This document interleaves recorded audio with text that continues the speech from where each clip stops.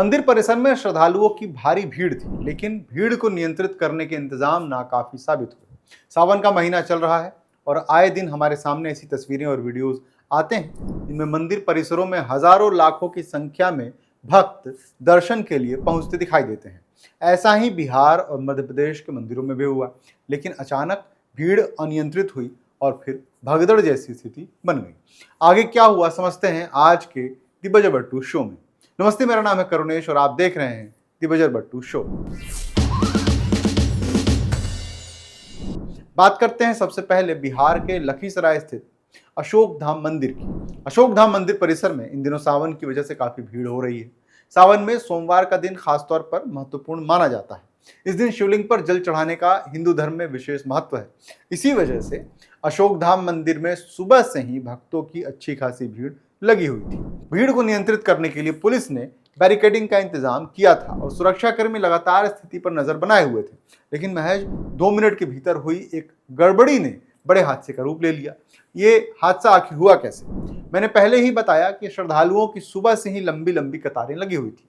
ये कतारें इतनी लंबी थी कि अशोक धाम हॉल्ट स्टेशन तक पहुंच गई थी। इसी दौरान वहां 2 ट्रेनें आकर रुकी, उनसे भी काफी संख्या में यात्री उतरे।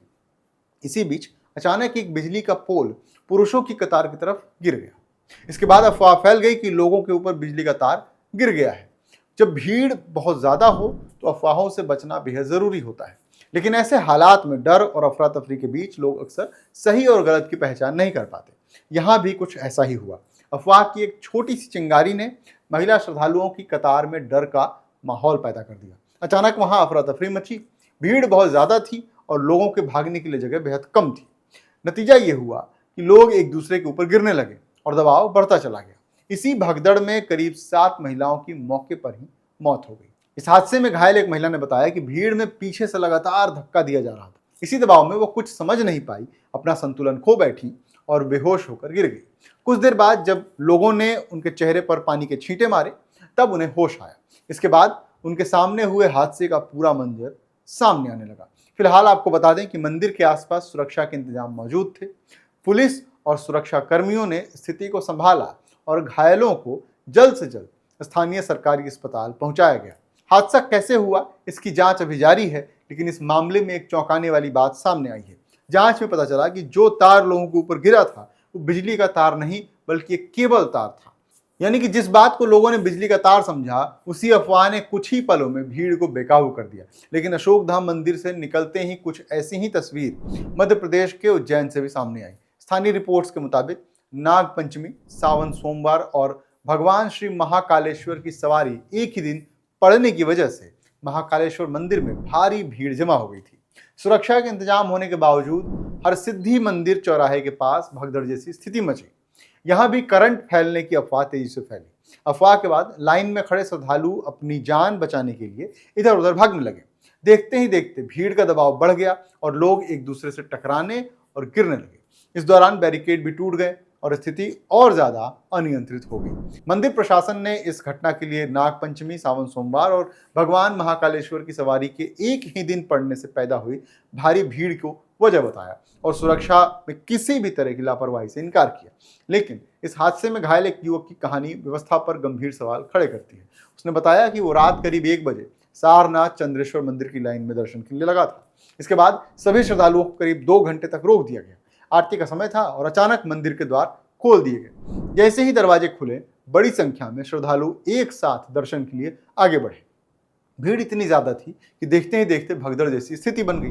टेंट गिरने लगे, बैरिकेड नीचे गिर गए और इसी दौरान एक बैरिकेड में युवक के दोनों पैर फंस गए। उसने बड़ी मुश्किल से अपना एक पैर बाहर निकाला और मदद के लिए चिल्लाता रहा, लेकिन तब तक उसका एक पैर बुरी तरीके से घायल हो चुका था। उसके मुताबिक काफी देर तक न तो पुलिस पहुंची, न ही भीड़ को नियंत्रित करने वाला कोई सुरक्षाकर्मी। बाद में एक व्यक्ति ने उसकी मदद की और उसे हरसिद्ध मंदिर के पास बने हेल्थ कैंप तक पहुंचाया। करीब आधे घंटे बाद एम्बुलेंस आई और उसे आगे के इलाज के लिए अस्पताल ले जाया गया। इस युवक ने मंदिर में वीआईपी कल्चर पर भी सवाल उठाए। उसका कहना था कि 300 रुपए देकर श्रद्धालु जल्दी दर्शन कर सकते हैं, जबकि सामान्य श्रद्धालुओं को मानसरोवर के पास से प्रवेश मिलता है और उन्हें 3 से 4 घंटे तक लाइन में लगना पड़ता है। सवाल यही है कि जब भगवान की नज़र में सभी बराबर हैं, तो क्या भगवान के दर्शन की व्यवस्था में भी सबको बराबर सुविधा नहीं मिलनी चाहिए? दोनों घटनाओं को देखने के बाद एक सवाल बड़ा सामने आता है। क्या हमारे मंदिरों में भीड़ के हिसाब से सुरक्षा व्यवस्था तैयार है? दोनों जगह प्रशासन और सुरक्षाकर्मी मौजूद थे। इसके बावजूद कुछ ही मिनटों में स्थिति बेकाबू हो गई। इसका मतलब है कि सिर्फ पुलिस की मौजूदगी काफी नहीं है, जरूरत है वैज्ञानिक तरीके से क्राउड मैनेजमेंट की, इमरजेंसी एग्जिट्स की, पर्याप्त जगह की, ट्रेन पर्सनल्स की और अफवाहों को तुरंत रोकने वाले कम्युनिकेशन सिस्टम की। श्रद्धालु अपने भगवान के दर्शन के लिए मंदिर पहुंचते हैं। उनकी सुरक्षा सुनिश्चित करना मंदिर प्रशासन और स्थानीय प्रशासन दोनों की जिम्मेदारी है। और अगर कोई हादसा हो भी जाए तो भीड़ को तुरंत नियंत्रित करना और घायलों को जल्द से जल्द इलाज उपलब्ध कराना भी उतना ही जरूरी है। इसी के साथ अब बढ़ते हैं द शो की दूसरी खबर की तरफ।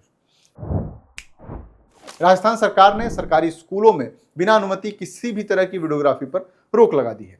राजस्थान सरकार ने एक नया नोटिस जारी कर निर्देश दिया है कि सरकारी स्कूलों के परिसर में क्लासरूम, लेबोरेटरी, लाइब्रेरी, हॉस्टल या छात्रों की बिना अनुमति वीडियोग्राफी नहीं की जा सकती। इसके अलावा बिना अनुमति किसी बाहरी व्यक्ति को स्कूल परिसर में प्रवेश भी नहीं दिया जाएगा। वैसे देखा जाए तो सरकारी स्कूल कोई सार्वजनिक शूटिंग स्पॉट नहीं है। स्कूल परिसर में क्या शूट किया जा सकता है और क्या नहीं, इसके लिए स्कूल प्रशासन और संबंधित अधिकारियों की अनुमति की जरूरत होती है। लेकिन सवाल ये है कि अचानक इस तरीके का नोटिस क्यों जारी किया गया? क्योंकि हाल के दिनों में राजस्थान के सरकारी स्कूलों की बदहाली को लेकर कई सवाल उठे हैं। हाल ही में राजस्थान के निर्दलीय विधायक रविंद्र सिंह भाटी ने 15 अगस्त को एक झोपड़ी वाले स्कूल का दौरा किया और वहां बच्चों के साथ वीडियो बनवाया था। इस वीडियो के जरिए सरकारी स्कूलों की स्थिति को लेकर के सवाल उठाए गए। इसी बीच सीजेपी ने भी सरकारी स्कूलों की स्थिति सुधारने को लेकर अपने नए मिशन का ऐलान किया है। इसी सिलसिले में सीजेपी के आशुतोष रांका 14 अगस्त को अलवर पहुंचे थे। वहां छात्र पहले से ही स्कूल की खराब हालत को लेकर के प्रदर्शन कर रहे थे। इसके ठीक 2 दिन पहले स्कूल की जर्जर बिल्डिंग के छत का एक हिस्सा गिर गया था। इसके बाद राजस्थान के 9 सरकारी स्कूलों की तरफ से सीजेपी को अपने स्कूलों का दौरा करने का अनुरोध मिला और सीजेपी ने भी 9 जिलों में स्कूल विजिट करने की घोषणा की। अब सरकार का कहना है कि यह कदम नाबालिग बच्चों की सुरक्षा, निजात और गरिमा को ध्यान में रखते उठाया गया है। बच्चों की प्राइवेसी और सुरक्षा निश्चित तौर पर महत्वपूर्ण है, लेकिन इसके साथ एक सवाल भी उठता है। अगर कोई सरकारी स्कूल जर्जर है, वहां बच्चों के लिए बुनियादी सुविधाएं नहीं है या स्कूल की स्थिति बेहद खराब है, तो उस समस्या को सामने लाने और उसकी जवाबदेही तय करने का रास्ता क्या होगा? सवाल यही है कि सरकार को राइट टू प्राइवेसी का तो ख्याल है, लेकिन राइट टू एजुकेशन का क्या? अब आते हैं आज के द बजट शो की तीसरी खबर पर। बांग्लादेश के प्रधानमंत्री की प्रस्तावित भारत यात्रा फिलहाल टल गई है। बांग्लादेश के विदेश मंत्रालय ने भारत से पूर्व प्रधानमंत्री शेख हसीना को वापस बांग्लादेश भेजने की मांग की है। आपको बता दें कि हाल ही में शेख हसीना ने नई दिल्ली से राजनीतिक बयान दिए थे। इसी के बाद बांग्लादेश की सरकार की तरफ से भारत के सामने उनकी वापसी का मुद्दा उठाया गया। बांग्लादेश के प्रधानमंत्री के अगस्त के तीसरे हफ्ते में भारत आने की संभावना थी, लेकिन बांग्लादेश के विदेश मंत्रालय ने कहा कि फिलहाल दोनों देशों के बीच बातचीत के लिए माहौल अनुकूल नहीं है।